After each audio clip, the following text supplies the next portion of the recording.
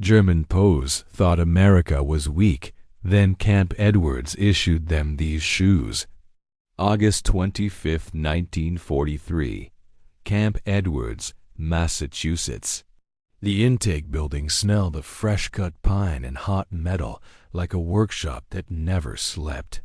Fluorescent tubes buzzed overhead, washing every face in pale, clinical light that made men look tired and honest. 48 German prisoners stood in a line that had no horizon, their boots still carrying the dust of a different continent.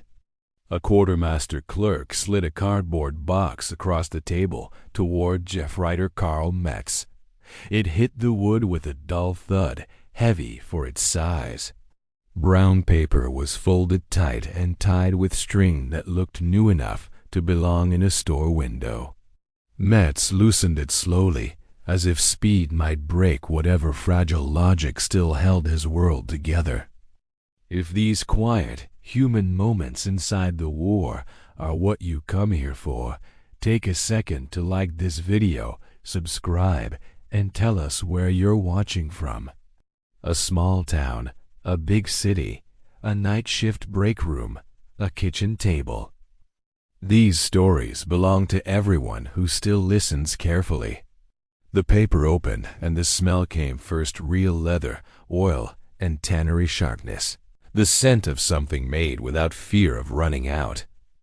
The shoes were not patched, not rebuilt, not cut from older pairs. They were new, sized, and finished like an object intended to be ordinary. In that moment, Metz understood something the battlefield had never fully taught him. Germany could still fight, but it could not match this. 2 years earlier, he had marched under banners that promised inevitability. He had watched maps change at speed that felt like proof, borders redrawn before the ink dried. The early victories taught men to confuse momentum with destiny. It was a dangerous lesson because momentum is loud and destiny is supposed to be quiet. The war had started correcting that lesson by the time Metz reached North Africa. There, victory was not a parade but a grind of sun, sand, and engines that ate fuel like hunger.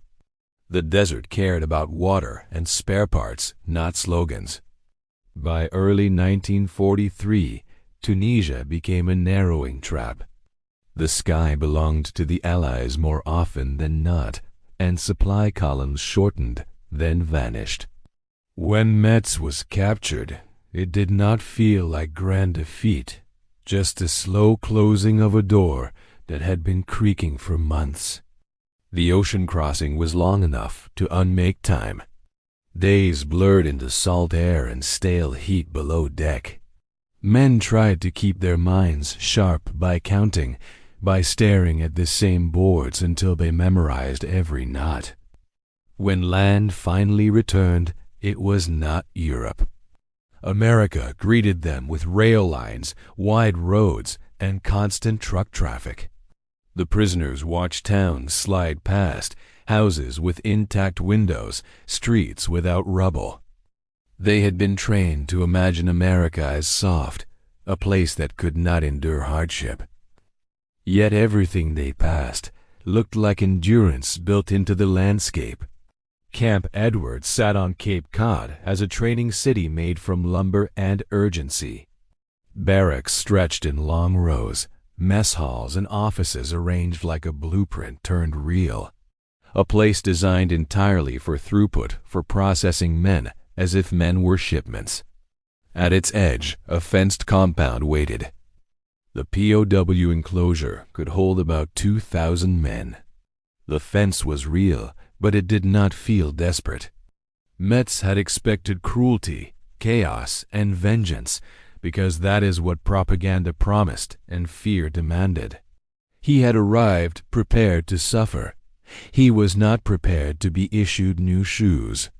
The 1929 Geneva Convention required the detaining power to supply prisoners with clothing, underwear, and footwear with regular replacement and repair. Those words sounded like legal dust. something officials argued over in distant rooms. At Camp Edwards, those words became leather and wool and soap placed on a table without ceremony. Metz stared at the shoes as if they might dissolve under scrutiny. The leather was thick, cut cleanly, stitching unhurried. The sole had a firmness that pressed back under his thumb springy, whole. He had not felt that kind of resilience underfoot in a long time. He remembered German boots from the early campaigns, solid and proud, built in a world that still believed in steady supply. But the longer the war dragged, the more the boot became a problem. Leather competed with belts, harnesses, and industrial needs that multiplied with every new division formed. Shortages arrived not all at once, but through substitutions: a cheaper sole, a thinner insole, inferior nails on a repair. Men learned to ignore small declines because the war demanded forward motion, and admitting decline felt like admitting defeat. On the Eastern Front, those declines became brutal. Mud and slush found every weakness. A boot that took on water in freezing weather was not an inconvenience.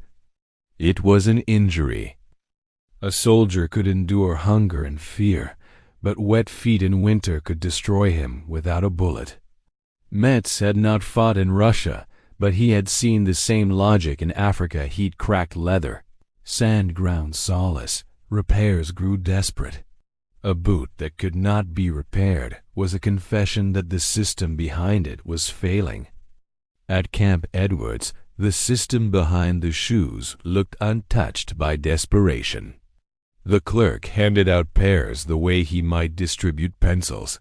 A guard nearby held the bored posture of a man assigned to a task that no longer felt dramatic.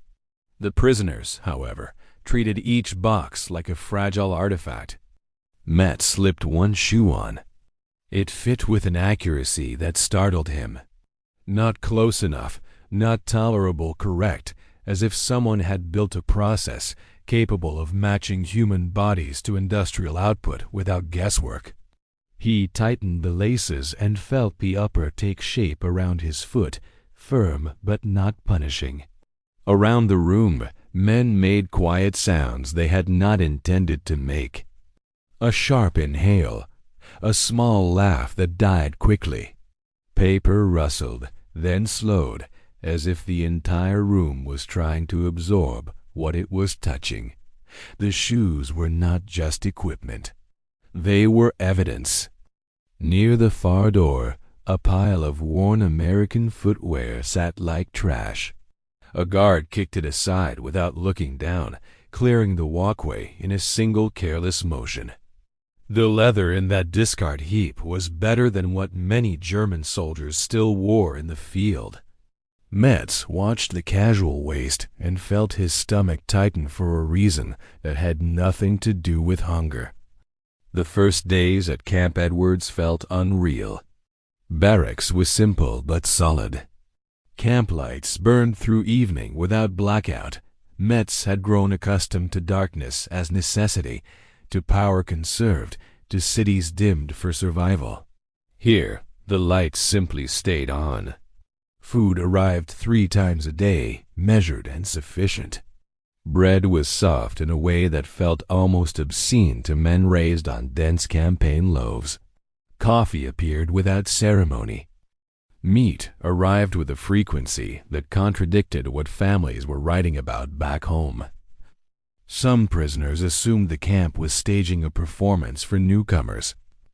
Metz waited for portions to shrink, for quality to drop, for the machinery to reveal weakness.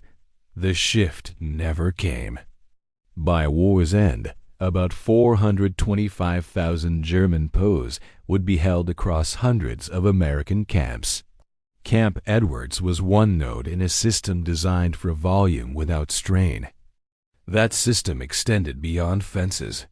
Prisoners worked maintenance, operational tasks, and contract labor at nearby farms and industrial sites, moving through an America that felt disturbingly normal. The first time Metz rode out in a truck, He watched Cape Cod unspool in strips of pine, sand, and salt air, nothing like the coal smoke of European cities. Roads were intact. The war felt distant here, not because Americans were unaware, but because their home ground had not been physically reduced. On farms, prisoners harvested in numbers that mattered less than what the work revealed. The civilian economy still functioned, still moved food from field to table. In 1944, German prisoners helped harvest tens of thousands of quarts of strawberries. Metz began noticing quiet abundance in details. Tools were available. Spare parts appeared when machines broke. In Germany, breakdowns meant improvisation and delay. Here, they were treated like routine problems with routine solutions. The difference was not moral. It was logistical. Within the training grounds, the army had built a mock German village Deutschdorf used for urban warfare practice. Facades assembled to resemble enemy streets, some structures only three-sided, convincing from the front and hollow behind, because the purpose was training, not permanence. Prisoners sometimes glimpsed it from a distance, a fake Germany under a Massachusetts sky. It did not feel like mockery. It felt like preparation executed with casual resources. Metz could not decide what disturbed him more, that America built a counterfeit village to practice destroying the real one, or that it could do so without hesitation. The longer he lived inside camp routine, the more the shoes returned to his mind. They lasted. They held through work details, gravel, wet weather, and cold mornings. Every day they carried him with the quiet reliability of a system that expected replacement before failure. In Germany, men lived past the failure point, pushing equipment until it broke, then attempting resurrection. This was the real shock of the shoes, not their quality alone, but the attitude that surrounded them. No one treated them as precious. They were issued like a form, like a stamp, an item with a place in a schedule and a replacement date on a ledger. Metz began to understand a truth that propaganda never included. A nation that replaces ordinary items easily is a nation that can replace extraordinary losses too. Courage mattered, training mattered, leadership mattered, but those things were carried on feet. Feet needed boots. Boots needed leather, rubber, labor, and transportation. War reduced itself, again and again, to materials. In 1943, American factories produced over 85,000 aircraft, turning airframes into a kind of weather system that moved across oceans.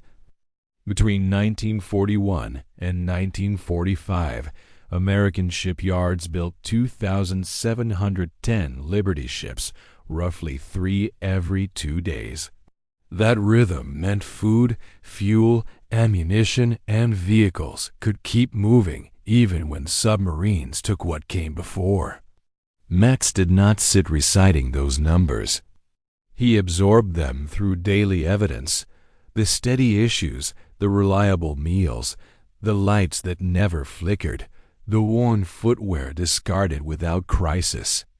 As months passed, prisoners compared notes in low voices. Men from Africa described Allied supply dumps with fuel drums stacked like walls. Men from Italy spoke of trucks appearing on mountain roads with dependable regularity. Even those who clung hardest to ideology struggled to explain what their own eyes had recorded. Some tried to reinterpret everything as performance, a calculated display. But consistency made deception impossible to maintain. A trick cannot remain perfect across an entire country, across hundreds of camps, across hundreds of thousands of men, day after day. Letters arrived through censorship on thin paper. Metz wrote home without stating what would be stopped. He described being treated decently. He described work weather, routine, shoes that fit and held up. Between the lines, the truth pressed forward, because truth has weight even when hidden. From home, letters described shortages, substitutions, rationing, nights darkened by blackout. Metz read those letters under electric light that did not dim, wearing shoes that did not need repair. It was not pleasure that settled in him. It was a quiet dread, because the contrast suggested an outcome too large to argue with. In September 1944, the great Atlantic hurricane struck Cape Cod on the 14th. Wind tore trees from the ground and scattered debris across roads and beaches. For a moment, even America looked fragile. But what followed revealed a different kind of strength. Prisoners were sent out in work details to clear timber and repair damaged boatyards. Portable sawmills salvaged several million board feet of lumber. Trucks arrived. Tools appeared. The disruption was processed like any other logistical problem, absorbed into the machine. In Germany, a storm layered onto war would have deepened shortages.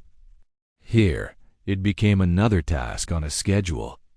That autumn, new prisoners arrived. Metz watched them stand in the intake building where he had once stood. Watched the same cardboard boxes slide across the same tables. Watched brown paper peel back and saw the same disbelief ripple across new faces the same moment, repeated like a ritual of revelation. A prisoner lifted a shoe and pressed his thumb into the sole. The same gesture Metz had made, the same silent test for reality. The man's shoulders tightened, then slumped, as if something heavy had settled into place. Near the door, the discard pile was there again. Worn American shoes, kicked aside without reverence. Metz stared at that pile longer than he meant to. Each pair represented miles walked by a soldier who could simply be issued another pair when these wore out. In Germany, those same worn shoes would have been collected, repaired, redistributed, fought over. This was the climax that did not look like a climax. No gunfire, no announcement. Just the repetition of ordinary abundance displayed without emotion. Metz felt the final idea lock into place with the cold certainty of arithmetic. Germany was fighting with everything it had, while America was fighting with what it could spare. When the war ended, repatriation became another process, another set of lists and schedules. Metz left America with a body that had not starved, with hands that had worked, with a mind forced to confront what ideology had hidden. He did not leave as a man who loved America. He left as a man who understood it. Those are not the same thing. He returned to a Germany physically broken, a landscape of gaps where buildings had been and silence where cities once hummed. Shortages continued. Repairs became a way of life again. The nation that had promised inevitability now lived in the long aftershock of having reached its limits. Years later, the memory that returned most often was not of battle or retreat or surrender. It was of that fluorescent-lit room on Cape Cod, the smell of leather and oil, the feel of a new soul under a thumb, the sight of a guard kicking away worn shoes without looking down as if waste itself were a privilege. History loves its grand turning points, named operations, famous speeches, flags raised over ruined capitals. But sometimes the true turn happens quietly, where no camera looks and no reporter stands. Sometimes it happens when a tired soldier realizes the war is not only a contest of bravery, but a contest of supply chains and factories and raw materials, shaped into ordinary objects. For Karl Metz, the shoes at Camp Edwards were not comfort. They were a message, delivered plainly in leather and rubber, stamped with the quiet power of a nation whose production did not tremble. And once he understood that message, the outcome of the war no longer felt like a question. It felt like something already written beneath his feet.